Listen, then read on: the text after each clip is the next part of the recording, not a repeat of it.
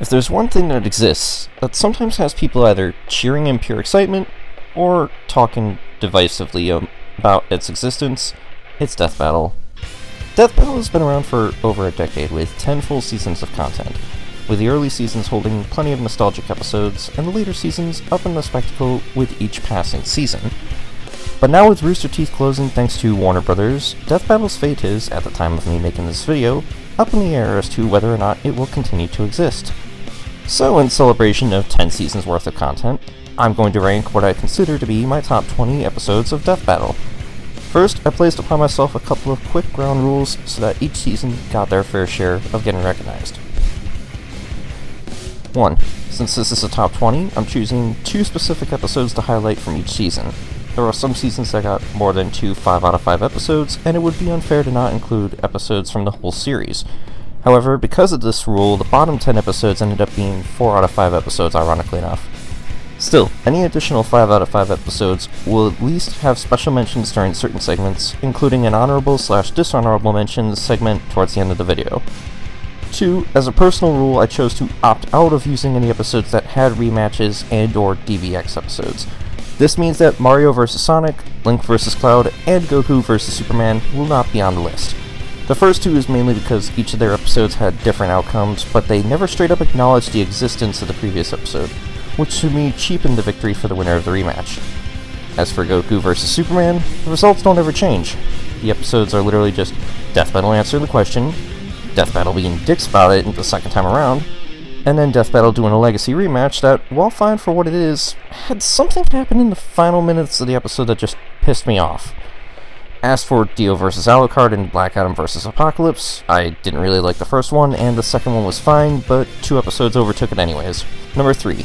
I also chose not to include Chuck Norris vs. Sagata Sanshiro and Scooby-Doo vs. Courage the Cowardly Dog, because neither of the combatants die by the end of the fight. I will note, however, that Chuck vs. Sagata was a 4 out of 5, and Scooby vs. Courage was a 5 out of 5, so even if I'm choosing not to include them, I will acknowledge they were great episodes overall. 4. Minor spoilers ahead, but before I get to the number 1 battle, I'm going to be devoting time to what I consider to be the most disappointing battle to come from the show ever. It's one that really makes me mad, and if you don't want to have an overwhelming sense of negativity all of a sudden, I will be placing a timestamp at that section so you can save yourself the trouble. There may be hints scattered throughout my reviews of the top picks here and there that might give you an idea of what episode I'm referring to, but otherwise, you may not figure out the episode if you don't want to. With all that out of the way, here are my picks for the top 20 Death Battle episodes.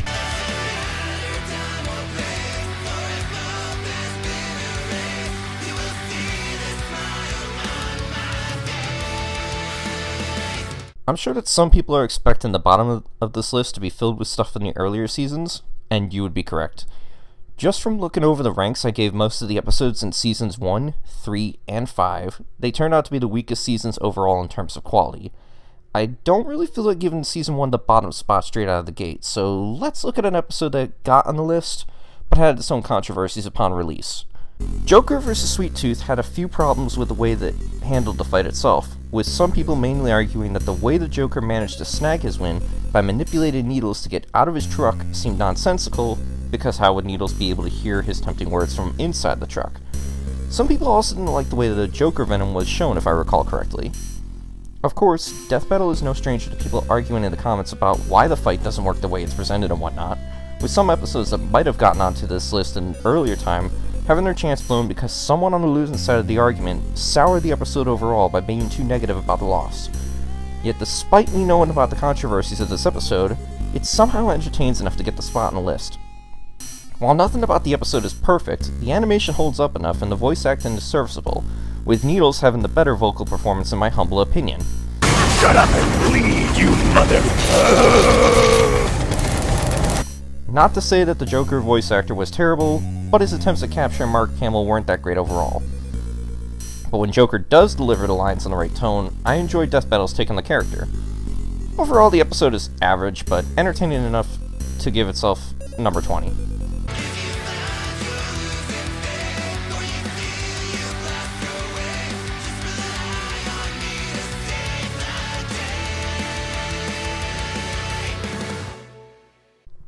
Okay, now we've got to give Season 1 one of these bottom slots. Batman vs. Spider-Man holds a lot of nostalgic memories for me, which makes sense because Spider-Man was one of my favorite heroes. But while it's managed to make it on the list, the age is showing on this episode. While the animation is good, there's definitely some spots where the animation is choppy. And after rewatching it for a reanalysis to come up with what I want to say about the episode, two other issues randomly cropped up for me with this. 1. Batman seems to do a lot of damage to Spider-Man for most of the fight, while Spider-Man only really gets 2 moments to lay the smackdown on Batman. 2. It feels kind of weird not having Batman say anything towards Spider-Man for the whole fight. I get why Spider-Man would be talking throughout the fight, but not even a single sentence Batman? Still, it's a good episode, and I'm willing to put it on the list.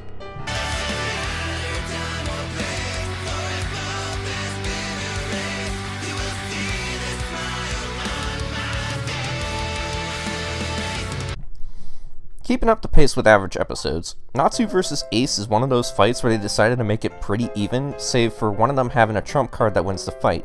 This was back when power scaling wasn't as much of a factor, and they didn't have people like Brandon Yates constantly around to whip up a track for them to use, so they used plenty of music from Fairy Tail and One Piece. There's honestly not much for me to complain about this one. It's got some nostalgic value, but there's plenty of other 4 out of 5 episodes that did much better than they ever could. Honestly, it's kind of weird that I don't have much else to say about it.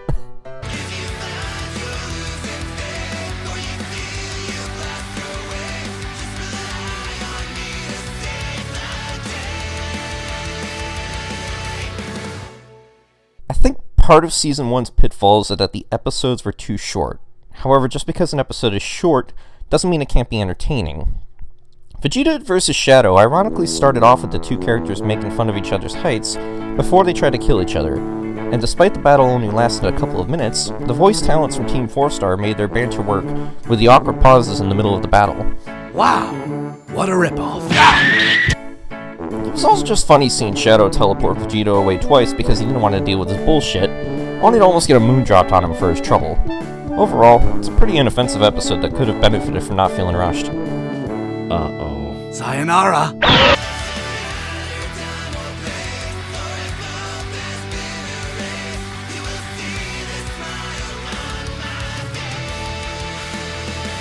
I knew I had to include at least one episode involving a Rooster Teeth property on the list, in light of the tragic news of their closing. Unfortunately, most of the Death Battle episodes involving Rooster Teeth characters were less than a 4 out of 5. However, there were 2 episodes that managed to get a passing grade, Weiss vs. Mitsuru, which could have ended up on the list, but I'll explain why it didn't soon, and the episode I decided upon, Meta vs. Carolina. Meta vs. Carolina was made as both an episode for Death Battle and Red vs. Blue Season 14, where they wanted to take a break from all the seasonal storylines after wrapping up the Chorus trilogy. While there are some minor issues that I take with how they explain the victory, everything else about the episode is stellar. The comedy is pretty funny, whether it's Boomstick testing weapons on Griff, or even the start of the joke about who Boomstick's father is. As for the animation, it's mostly perfect, with only a couple of minor issues that are more blink and you'll miss it than annoying. Its original track is also very enjoyable, with Chocadero, the guys who made a lot of Red vs. Blue's iconic songs, including their intro music, delivering Slingshot. Slingshot's a bit light on lyrics, but the overall beat to the song brings an energy to the battle and makes all the action worth it, especially when the Meta and Carolina use the equipment that enhances their strength and speed. The only real minor complaint I ever remember hearing is, ironically, the same argument used for Joker vs. Sweet Tooth. People thought it was weird that the Meta would stop long enough to listen to Epsilon instead of just ripping him out of Carolina's head. I was personally fine with it, but I thought it was worth mentioning. Overall, it's a respectable fight, and I hope that whoever worked on any of the major fight choreography for the episodes will still be getting plenty of work in other productions in the future.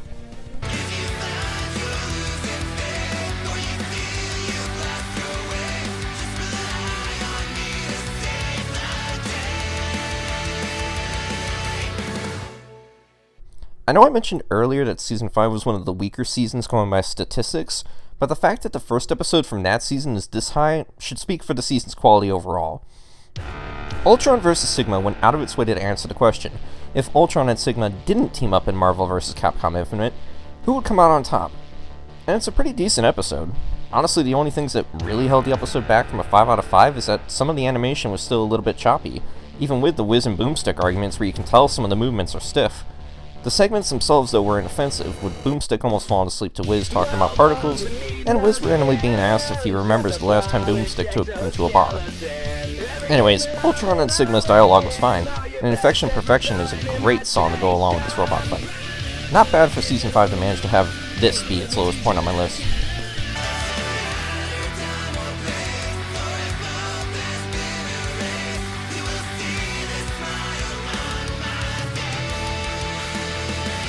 Remember earlier when I said that Weiss vs. Mitsuru could have ended up on the list?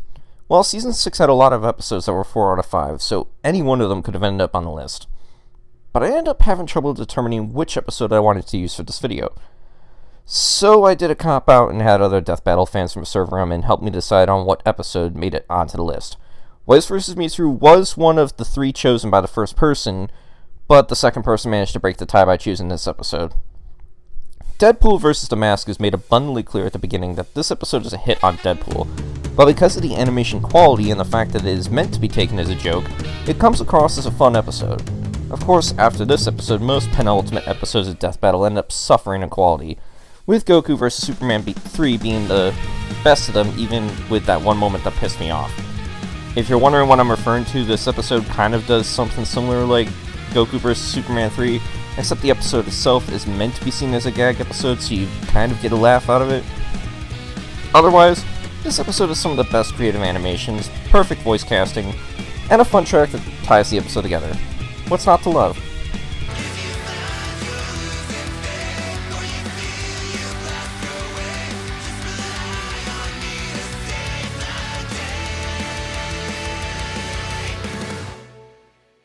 First off, I'm just going to say that tournament death battles are a bit hit and miss. The death battle here works because the setting makes perfect sense for it, but there are others that don't work as well.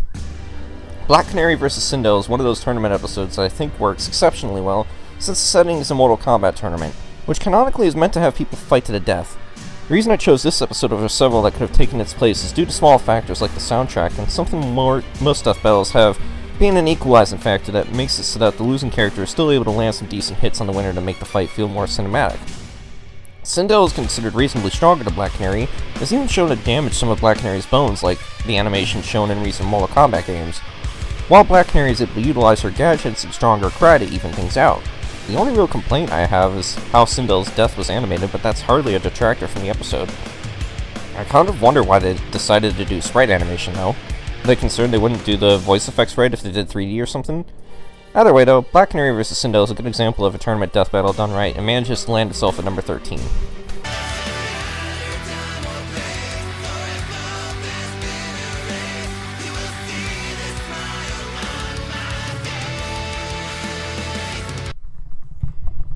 We interrupt this recording session just to let you know my cat is right next to me. She was yelling and she's purring.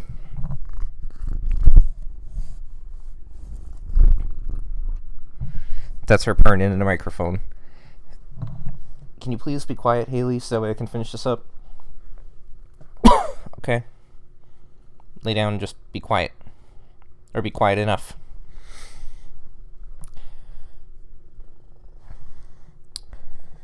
I guess with this placement, it shows that Season 5 was definitely the best of the weaker seasons, since the 2 picks from Season 1 and 3 were both in the lower section of the first half, while both picks from Season 5 made it into the higher section of the first half. Samurai Jack vs. Afro Samurai is perhaps one of the most creative episodes in terms of animation quality, with an art style that seems to try and complement both series. It's also one of the bloodiest battles from the first 5 seasons, with both Jack and Afro losing limbs in the final clash. They even had a moment where Afro admired Jack's ability to jump good. It's a fun battle, but later episodes have done better in terms of animations. But for Season 5, this was perhaps its most cinematic battle yet.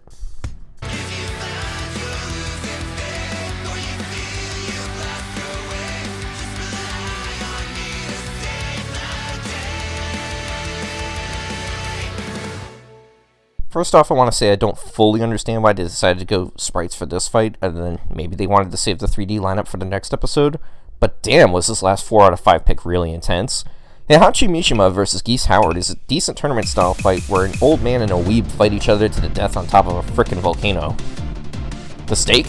Direct control over the loser's company. Heihachi spoke only in Japanese throughout the whole fight, and also was kept on a standard level of funny compared to some of his arcade earnings, while Geese spoke in English with a very odd voice. I will stand my hands with your blood, old man. Honestly, Geese's voice actor was probably one of the only things dragging this episode down, because everything else was good enough to get it so high on the list. I like the arcade-style sound that Kings of Iron goes for, and the sprites are great too. I do have to laugh at Heihachi's back though, as I think the death battle just went and kind of replaced the tiger that's normally on his back of his shirt from Tekken 7 with a corgi for fun. That's literally what it looks like to me. Don't judge me. The death itself is also perhaps one of the most metal ways for someone to go out, with Heihachi managing to knock Geese Howard back towards the bottom of a volcano after the man let out enough chi energy to force himself back up through the air for a final clash, leading to Geese being impaled on a rock before the lava he forced away settled back down right on top of him.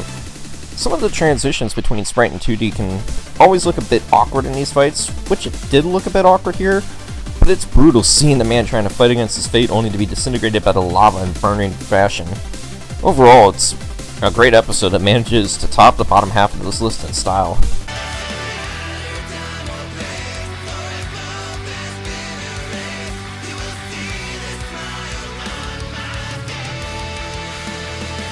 Okay, now we're getting to the good stuff. Season 2 is Death Battle's longest season, having 32 episodes to go through. Out of all those episodes, only 2 managed to get a 5 out of 5 score, which is pretty impressive. However, the 2 episodes chosen are mainly as high as they are for nostalgia reasons, but beyond that, they're still great episodes. For number 10, I've chosen to go for Solid Snake vs. Sam Fisher. This episode gets a lot of points from the combat between the two spies, the choices of music for the scenes, and even the voice actors. Getting freaking Christopher Sabat for the voice of Solid Snake was always pretty hype for me even back then. The way the two of them fought also flowed well for an early season 3D fight, with the two of them incorporating gunfu into the standard CQC one would expect from a fight like this.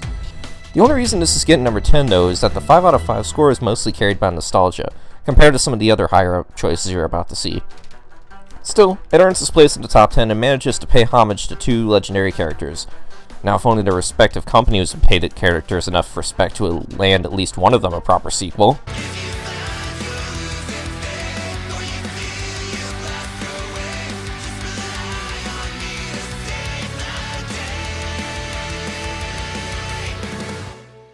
I will be honest, I was not anticipating that this episode was going to be the only 5 out of 5 episode from Season 7, let alone that both entries for Season 7 were going to involve Mortal Kombat characters.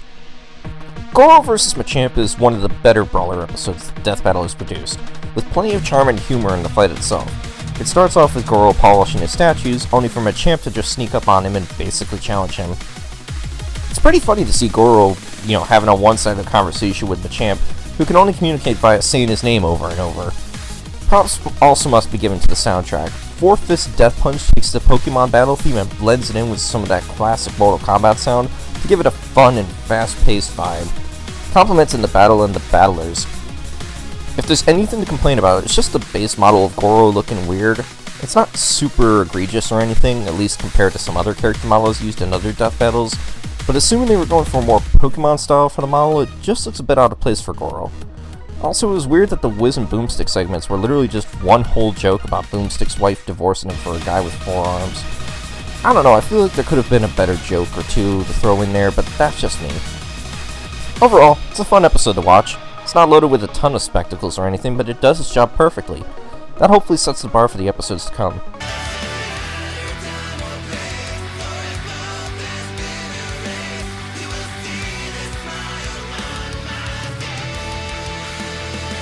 Season 10 was stacked with a ton of 5 out of 5 episodes throughout its run. Half of the episodes in the second half of the season got that score, which should speak volumes about my opinion of the season overall.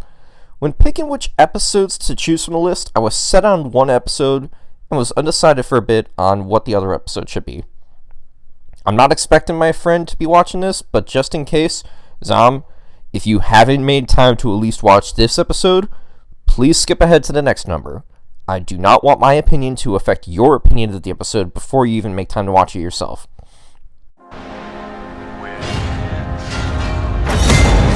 100 men strong. What drives your slaughter? Save the high and mighty crap till you're dead. Guts vs. Dimitri was one I had considered not putting on a list because my knowledge of Fire Emblem is limited to both what I've played from emulators and what my friend has shared with me. But upon rewatch for this ranking, I noticed that something about the episode itself spoke to me. One factor could easily be God's hand, because the track goes hard, making the battle feel epic as fuck. The animation is also mostly fluid, with maybe a few minor quirks here and there that make it look weird. But I think the factor that tied in its placement on this episode was what Dimitri said to the demons that plagued Guts' mind by the end of the fight. So we're both shackled to the dead. You foul beasts will not have its soul! This line felt like a genuine thing for a combatant to say to an opponent that he held respect to. And we know with their history that Dimitri and Guts could have easily become comrades in their shared pain. Every time I've watched this scene and what Dimitri said, it speaks to me on a strange level.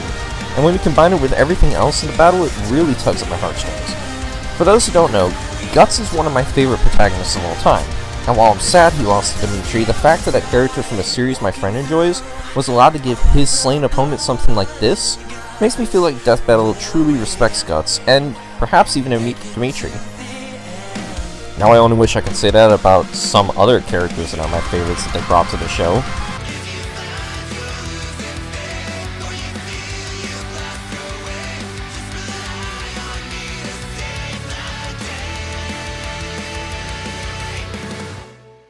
When a finale is considered the best episode of a season to me, that can say a lot about that season.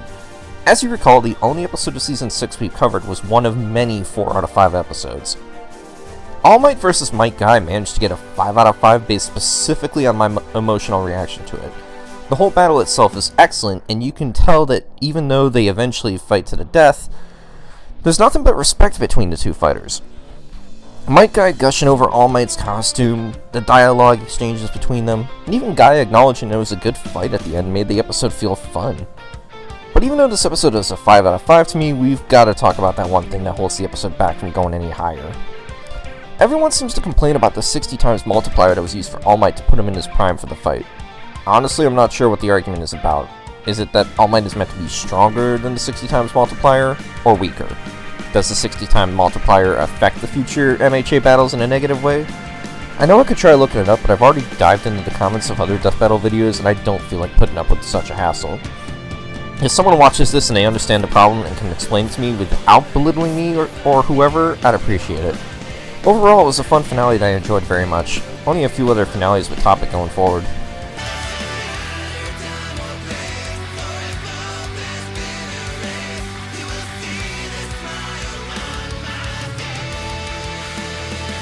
So remember how I said it would be a hassle to look through the comments on All Might vs. Might Guy? This next episode is part of the reason why I decided not to go back to find the answers. Sauron vs. the Lich King is one of those epic tales of Dark Lords fighting to bring an end to everything. It has an epic soundtrack, cool visuals, and superb voice acting for the combatants. However, I decided to go through the comments and found that surprisingly most of the comments against the episode were from the Lord of the Rings fans. Sure, there were some comments from the World of Warcraft community who thought that Death Battle undersold the Lich King and did some feats dirty, but the amount of comments from the Lord of the Rings fans were against Sauron using his werewolf form since he canonically lost it at some point. I mean, I understand where people are coming from with that argument, but Death Battle loves to pit the characters at their prime against each other, which could include power-ups that they lost or had difficulty reacquiring after gaining better powers. This episode could have been top 5 material had it not been for the comments of the video, along with the episodes on top doing some things better than this episode. Still, respect to the people who made this episode as middle as it is. The only minor complaints people made was about one animation in the middle of the fight looking stiff as hell. Also, gotta love Boomstick for eating the one ring all of a sudden.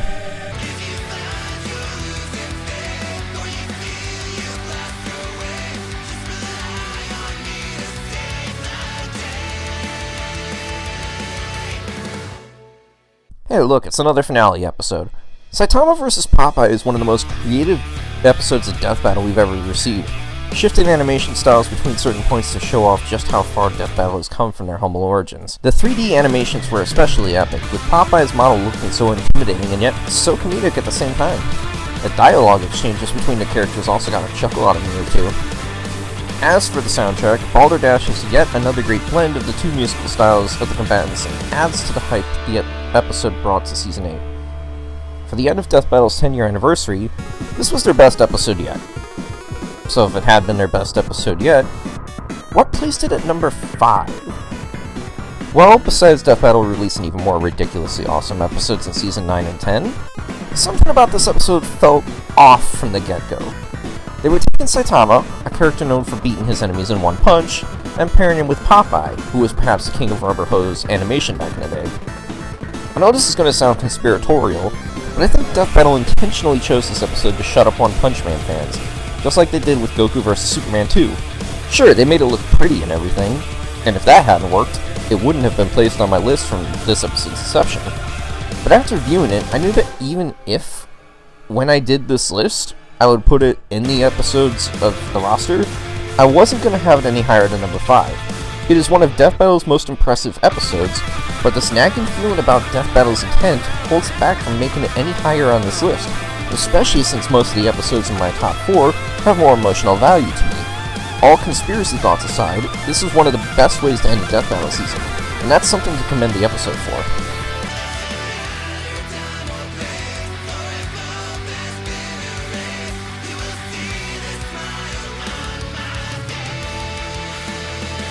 When compiling the top 20, I wasn't certain any early season episodes was going to make it this high, save for the episode that got placed at number 2. But Iron Man vs. Lex Luthor managing to hold up enough to make it to the top 4 is a surprise to me. This was still during the early days of Death Battle doing 3D episodes, so it looks a bit ugly in certain spots, but the action and dialogue made for a good episode, even though some of the lines were ripped straight from the comics. The music that played when Iron Man charged forth in his Endosim armor definitely spiked the episode's placement, as back then it was a moment that was just as hype as the track from Solid Snake vs. Sam Fisher. I'm sure this episode may or may not get an argument for why it should be lower, and that's okay, but to me it was part of the reason why I chose to stick with Death Battle for so long. For that reason, and just everything I enjoyed for it, it deserves the number 4 spot on my list.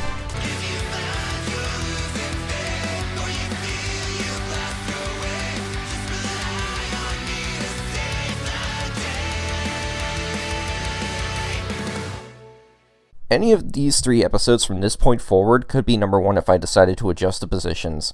These 3 episodes deliver a satisfying experience either through emotion, how close the fight truly was, and spectacle. And Season 9 delivered on some of the more emotional episodes of Death Battle, as well as some episodes of Season 10. Magneto vs. Tetsuo, however, is superior when it came to the emotional weight of the 2 characters fighting. Magneto was arguably fighting for a selfless cause in the most extreme way possible, while Tetsuo was selfish in his pursuit of recognition. This served as a good dynamic for these two to fight. Having Tetsuo be the instigator made sense because of this comparison. For a sprite matchup, this was well animated and did a lot with what 2D animation was brought in to show off the two of them getting damaged or losing control. What delivers on the emotional side of things, however, is when Tetsuo turned into his ultimate form and attacked Magneto's mind, only for Magneto to hear Tetsuo call out for help. That moment suddenly changed the battle for Magneto, and when it looked like he was about to lose, the twist that Magneto managed to contain the energy released by Tetsuo following the final attack made the episode impactful to me on an emotional level. Death Battle tried hard to have episodes where there's an emotional connection in some other episodes, but none of them had as much of an impact as this one. The closest I can think of is Martian Manhunter vs. Silver Surfer, which had the two characters break the fourth wall on my birthday, no less. Still, this episode is to me Season 9's best, and deserving of a rank this high.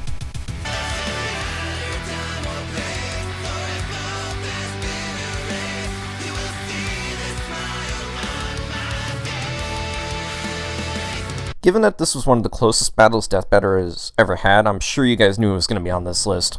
Balrog vs. TJ combo is Season 4's best episode thanks to its animation and just how close the match itself was. When I had considered doing this whole top 20, I knew that this episode was going to be this high on the list, and even after rewatching it again just to come up with why, it still holds weight. The animation was stellar for the time, and while I do have problems with certain tournament episodes, this one made a lot of sense, especially since they had Balrog underestimate TJ from the start, only to decide that he would go to any lengths to defeat him. Having Chris Guerrero be the announcer in the episode also made it entertaining, with him continuing to talk about the fight, even after it had escalated from a simple boxing match to a battle to the death. The fact that I knew this battle among many other early season battles needed a spot this high shows just how much I truly love this episode. If Death Battle manages to get its 11th season, I hope to see some more matches as close as this one.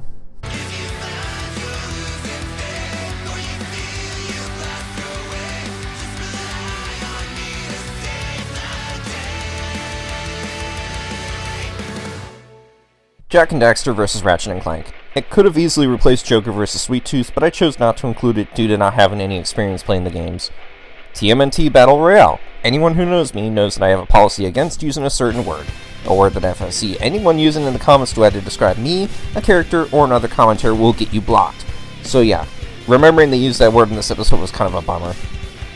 Felicia vs. Taokaka. I could have given this one a 5 out of 5 based on two girls fighting alone, but I chose to be fair to other battles. Naruto vs. Ichigo. I used to love this episode, then I found out just how much I hated the Naruto fandom. Godzilla vs. Gamera. Season 2 did a ton with their 3D episodes that I enjoyed a lot in the past, but not every 3D match was a 5 out of 5. This episode was close, but there was definitely more that could have been done with the episode overall.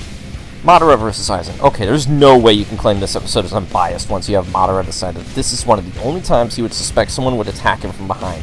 That's like his one weakness, which he only exploited once, and in a death battle, I highly doubt he could have easily prepared for that even with Genjutsu. Terminator vs. RoboCop. Same argument as Godzilla vs. Gamera. It's still the early days, so 3D wasn't going to be as spectacular as it ended up being in the later seasons. Zelda vs. Peach. I think you all know why this is a dishonorable mention. Whether you agree with me or not, I just can't abide by their logic on this one. Chosen Undead vs. Dragonborn. It got me in the mood to play Dark Souls again, which is great, but the episode overall suffered a bit due to lazy decisions, like only having the Dragonborn use a couple of shouts, and having him start up with an iron sword instead of a steel one like in the trailers. They could have also tried doing the Chosen Undead's dragon form versus dragon aspect Dragonborn, but I can understand why they didn't. Sanji vs. Rock Lee. The penultimate episode seemed to suffer from this episode onward. Tanjiro Kamado vs. Jonathan Joestar. I do like where they were going with the emotional parts of the journeys, but as you guys saw, there were two 5 out of 5 episodes right there. Shadow vs. Ryuko. I'm sorry, but after Shadow literally lost 2 episodes, it feels like they were just trying to give him a win, while also killing off one of my earliest waifus. Not cool, Death Battle. Not cool. Power Rangers vs. Voltron. Enjoy your retirement, Matt Pat. Dante vs. Bayonetta. I used to like this episode, but given that this is another example of comments ruining not just an episode, but any drive I had towards Bayonetta, I can't possibly put it on the list. Weiss vs. Mitsuru. They had the balls to give Rooster Teeth character an opponent that could defeat them, and I respect that. Yang vs. Tifa and Blake vs. Mikasa. The first one at this point just feels like a blatant promotion of Ruby, and the second just annoys me because Bumblebee shippers ruined any interest I had in seeing the two of them together. No offense to you guys, but some of you took things overboard, much like other people I've both commented on, and will be about to comment on. Beerus vs. Sailor Galaxia. This was another close fight, but it was also somehow a bitch and a half to find. I almost thought this episode had been removed from YouTube entirely. Guts vs. Nightmare. I used to like this episode, but after rewatching Season 2, I feel like Death Battle really doesn't like Soul Calibur, which kind of dampened whatever love I had for the episode before. James Bond vs. John Wick. The start of the animation and the voice actor for James aside, it's actually a pretty enjoyable battle overall. Hercules Satan vs. Dan Hibiki. I'm sorry, but this episode's just so boring. Wolverine vs. Raiden. It was a pretty hyped episode for me back in the day, even though I thought the episode was going to be super one-sided. But Death Battle surprised me with this one. Ben 10 vs. Green Lantern. Okay, I know that everyone under the sun has argued about this episode already, so I'll keep this brief. Having Green Lantern win by minority reporting Ben after separating him from the Omnitrix was a bad move because he had an adult kill an unarmed child. Crash vs. Spyro. Another good episode with characters that I didn't really have any connection towards. Gray vs. Esdeath. When I take away the bias against Esdeath, the episode is fine. I still, however, think that having Gray give up 5 seconds after using his Ice Demon Slayer form makes him look like a little bitch. Rick Sanchez vs. the Doctor. This episode could have easily fit in the top 10, but there's one minor reason I chose not to include it. Justin Bieber vs. Rebecca Black. We all know this is undoubtedly the worst episode of Death Battle history. I don't even need to rewatch it to know that was so. And finally, Deku vs. Asta. This was the most disappointing Death Battle to me for multiple reasons. You see, Deku and Asta are both characters I hold in high regard. Deku got me into trying to check out anime in earnest, and Asta is a character I grew to see as the ultimate tribute to the shonen genre as a whole. So when I found out that this battle was going to be Season 9's penultimate episode, my first thoughts were that Deku was going to win because he was the more popular character. It didn't help matters that as soon as the fight was announced, the worst element of the Black Clover fandom reared its ugly head. The power skills in the Black Clover fandom went overboard with their comments about how Asta can one-shot Deku. But as I discovered when I rewatched the episode, the My Hero fandom isn't any better. 426 screenshots of the comments from both the episode and the one argument I saw on Sauron vs. the Lich King has revealed to me that the My Hero fandom is nothing but a bunch of children. Ironic, given the worst element of their fandom. Apart from one person who threw in a ton of power scaling equations in an argument with a Black Clover fan, which I mostly don't agree with, but I will give them credit for doing the math and trying to explain it, even though English is not their main language. Most of your comments can be narrowed down to nothing more than childish insults and Deku solos the whole Black Clover universe, without explaining why and how. I mean, I'm going to complain about Death Battle's problems with the episode momentarily, but at least they managed to bring up some canonical feats to explain their scaling. I really hate to use this comparison, especially since it was used by He Who Shall Not Be Named, for his Black Clover takes are so ass it sounded like he's projecting his insecurities just to make Deku look better, but you guys really came across as self-entitled brats in the comments. Hell, even some of the Black Clover fandom came across as such, as they didn't bother explaining things and just said, "Watch Broku." I watch Broku, and while he has some good points, sometimes it seems as though he overplays the Black Clover universe. Honestly, once Black Clover and My Hero Academia are officially done, it'd be cool to see both series' most credible power scalers crunch the numbers, then have an impartial judge go over their work to confirm whether or not their work is accurate, just so we can put this whole debate behind us. Now, personally, I was fighting myself as to whether to explain why I believed Asta would win against Deku from the start. Your attitude in the comments made me say no for a while, especially since I still doubt any of you would listen to someone who doesn't even do power scaling. But here's the thing. I can agree that Deku scales higher than it seems. He should be able to scale to light speed and potentially higher thanks to the third movie, and if you take all the information not present in the video due to it only happening recently, Deku's final smash, if taken literally, managed to clear the clouds as far as the United States, which would suggest continental feats of power. Hell, even without quirks, I could see Deku being described as superhuman, much like Asta. But despite all of that, Deku's actions have made his durability very questionable. Asta's probably got the advantage when it comes to durability, specifically because his world has magic, meaning that all of the major beatings Asta took that should have wrecked his bones like Deku were healed by a supernatural force that could be argued kept his durability score high, especially the Witch Queen, who not only broke the curse on Asta's broken arms, but made them even stronger in the process thanks to her blood magic. Deku, meanwhile, had help from outside quirks that could heal him faster, but the damage to his arms early on severely weakened his arm's durability, to the point that a well-placed swing from Asta's Demon Slayer sword would definitely break it like Muscular did to Deku's left arm in their first fight. Deku's willpower is strong enough to ignore it, and likely push his broken body to the brink, but against Asta's superhuman physique that he's worked on for over a decade, on a training regimen that would make Saitama blush no doubt, given that he's already doing 1,000 one-handed handstands at the start of this series, he wouldn't be able to last on if Asta got enough lucky hits on his body. I'm sure you guys are going to want to start an argument with me in the comments about this, but I would ask that you don't. You guys already made yourselves look unreasonable in the death battle itself, and I want the comments section on this video to be filled with people's opinions on what their favorite battles were. Any negative comments that either restart this argument, or worse, target specific people, characters, or real-world issues that are not pertaining to this video will be deleted. This is your only warning on the matter. Despite the fact that I'm going to be very negative about this one episode in particular, and that is all the negativity I want on this video, and despite my negative attitude towards the fandoms, I honestly want there to be good bonds with each of you. I do not want to go around calling either of your fandoms the greatest insult I could, the Naruto fandom. The toxicity that was on this episode needs to stop, so that both series can be remembered for what they are, tributes to some of the greatest stories ever written over the past century. If both fandoms refuse, then you only tarnish two series I love. We must all be better. And yes, that includes myself before anyone says anything or calls me hypocritical. Now then, turning my ire away from the fandoms and towards the episode, the most basic way of saying it is that, at best, the writers keep the episode too simple, and at worst, this was the biggest hit piece of the entire Death Battle catalog. I'm going to start with the more nitpicky things and work my way up to discuss my disappointment. For starters, the tournament style fight doesn't feel like a good fit for this particular battle. It made sense for the others on this list. Black Canary vs. Sindel was a Mortal Kombat tournament. Balrog vs. TJ Combo was a standard boxing fight that escalated into a frenzy. Heihachi vs. Geese were fighting in an active volcano. And heck, even though I called Hercules vs. Dan a boring episode, it at least made sense to make it a tournament episode because it was Dan fighting the supposed strongest human on the planet on his own turf. But Deku and Asta in a tournament doesn't seem to, fit to me, because of what they did in their own tournament arcs. Deku was more concerned about Todoroki not using his quirk to his fullest extent that he ended up losing because he succeeded in getting through to him, while Asta only ever got angry with Longris for trying to kill his own brother, even after already winning the match, and the most he did was give him the Spider-Man special and destroy his team's crystal in one go. You actually had people asking why it had to be a tournament episode in their reviews, which goes to show that the tournament battle was the wrong choice.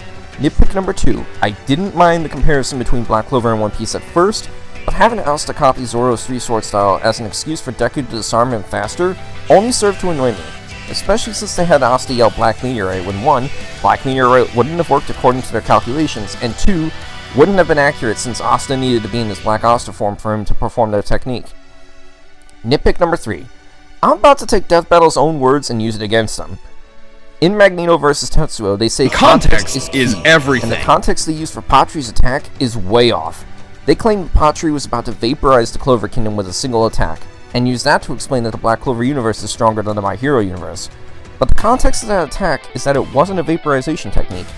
Sure, they could have made the argument that the energy required for the spell could have been enough to vaporize the kingdom, since earlier in the series, when Patri was still taking up enough energy to use the attack, Yami claimed that it could have been enough to destroy the mountain that they were in, and they could have used that argument instead.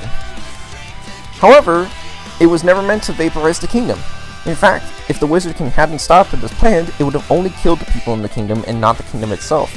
They could have used the Salamander argument, which they did bring up in one of the Black Box panels near the end of the episode, or even the demon gods that threatened the kingdom twice, one of which they did mention Asta cleave through. They could have argued about the explosion, shown by the demon god Licht, became at the beginning of the story, or Lumiere's light magic attack that did vaporize the demon god Licht. Instead, they made a false claim about a character whose attack was only that strong due to months of prep time. I may not like Grey vs. Ed's death, but at least with that one it sounded like the feats they gave Ed's death were them doing their homework. Nitpick number 4. They literally just wrote Vermilion instead of explaining that Asta defeated Kirsch Vermilion.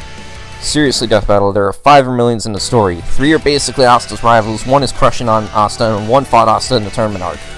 You really could have benefited from going over these panels before putting them in the video, especially with you using fan translation terms like Unite instead of Devil Union. And somehow, even though you said the end of Devil Union would leave Asta nearly powerless, you still had people complaining that Asta shouldn't have been able to use his powers after Devil Union ended. Which, to the uninitiated, yes, Asta can still use the basic abilities of his swords even if he can't use his transformations. Nitpick number 5. They got Deku's look right, but had Asta in his attire from before he made a contract with eBay? That makes no sense.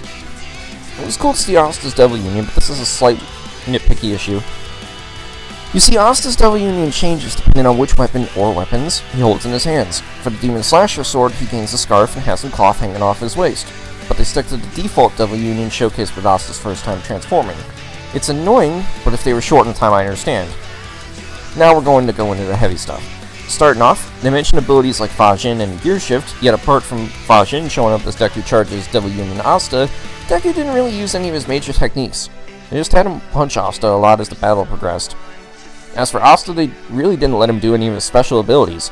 I mean, sure, they wouldn't cancel out Deku's quirks, but Asta has used Black Divider and Black Slash to go through physical objects and knock people around like ragdolls. You really couldn't have tried those first?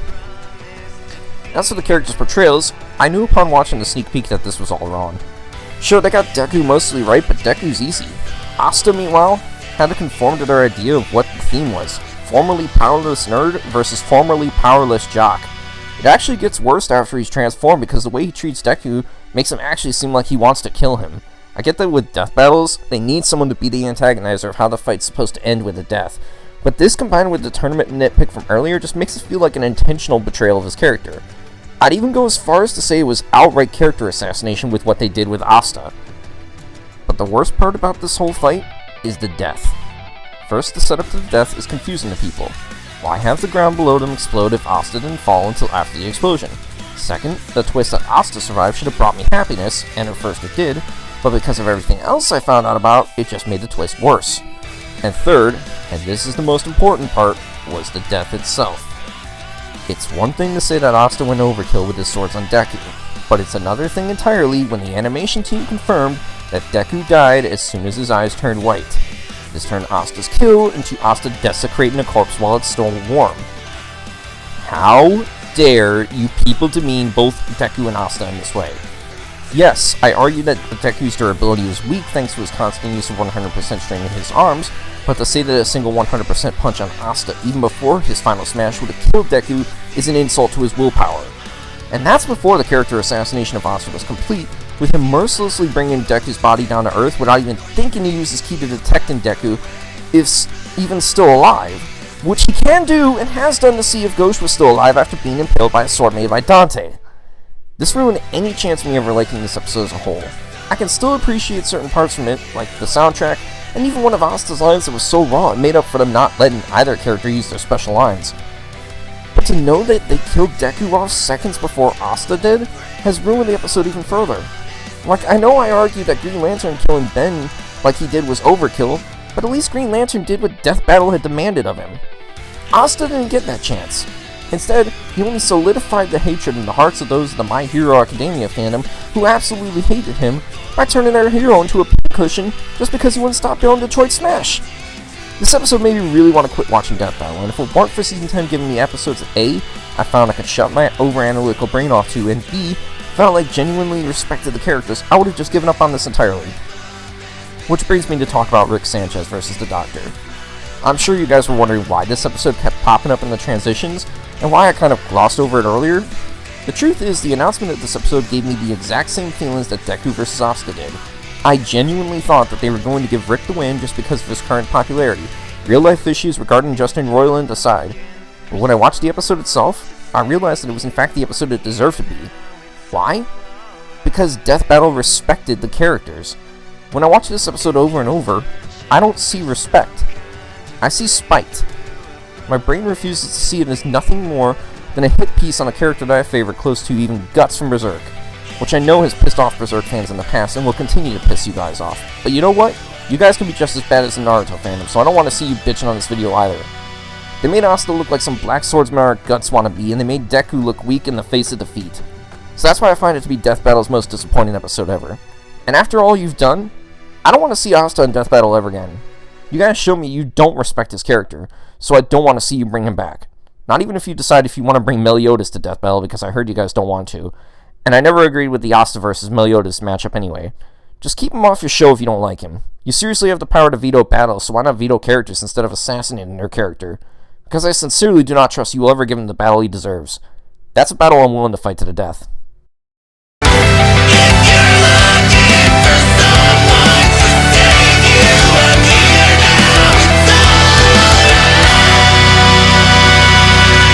Picture this. The number one episodes from Season 10 was a legacy matchup everyone wanted to see, and delivered on such a spectacle that it earned itself a 5 out of 5 for finally fulfilling the fans' wishes. There were 3 battles from Season 10 that can easily fit the description, but only one could be crowned my favorite death battle in this countdown. Go ahead, I'll give you 5 seconds to take a guess as to which one I chose.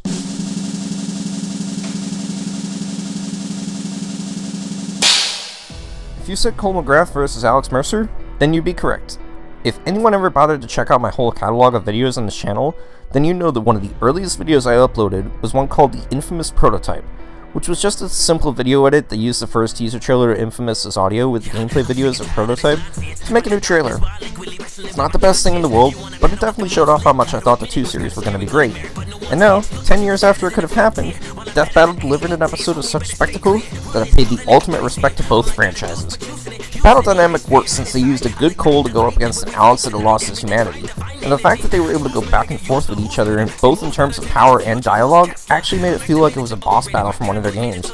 There's also the tracking human, which really amped up the fight in all the right ways, especially when they both pulled out their buffs for the final showdown. I think what really solidified this fight for me was how the battle ended. They gave us a moment to think that maybe Alex was going to absorb Cole, only for Cole to turn the tables on Alex with one final use of his powers. The final line said as Cole destroyed what was left of Alex really tied it all together in a neat bow. And we really have to give props to the segments with Wiz and Boomstick and how they had evil variants of them show up in both sequences to bring out some comedy. Also, the overuse of Tobey Maguire's Spider-Man didn't get annoying, even though more of him showed up than I had remembered. Even so, the fact that this episode, along with Bill Cipher vs. Discord and Galactus vs. Unicron, were able to be made and managed to pull a 5 out of 5 in this season, showed that if Season 10 is meant to be the final season, that Death Battle managed to have the series end with a bang. And that's a factor that helped me decide that Cole McGrath vs. Alex Mercer was my favorite death battle of all time. And that's the end of the video. If you guys agreed or had any episodes that you really liked that I didn't mention and wanted me to share my opinion on, feel free to comment your favorite episodes down below. And while at the moment we still don't know if Death Battle will be able to continue, I have this little picture right here with a bunch of characters I chose for 10 original Death Battle matchups. There are plenty of potential combinations here, including a few that either already exist, or that I may have mentioned in the past on previous Death Battle videos. Feel free to comment which battles you think I came up with for all these choices. And here's a quick hint for what's going to go on with these 4 special slots down at the bottom. 2 of them are in fact characters for the number 10 and number 1 slots, while the other 2 are just special vanity picks for my original characters for a minor thing I want to do at the end of that video. I'll probably try to get that video out as soon as I'm done with this video, but if it's late, it's only going to be because I tried to finish a video for my gaming channel that is long overdue. Still, if you enjoyed watching this video, be sure to use that like button. I won't ask you to subscribe since I only upload to this channel every so often, but if you do, I hope you enjoy the content I'll provide. And be sure to share this video around so that it gets traction. And please remember to keep things respectful in the comments, because if this was Death Battle's last hurrah, I'd rather we remember the more positive things about it rather than the negatives. Thanks for watching.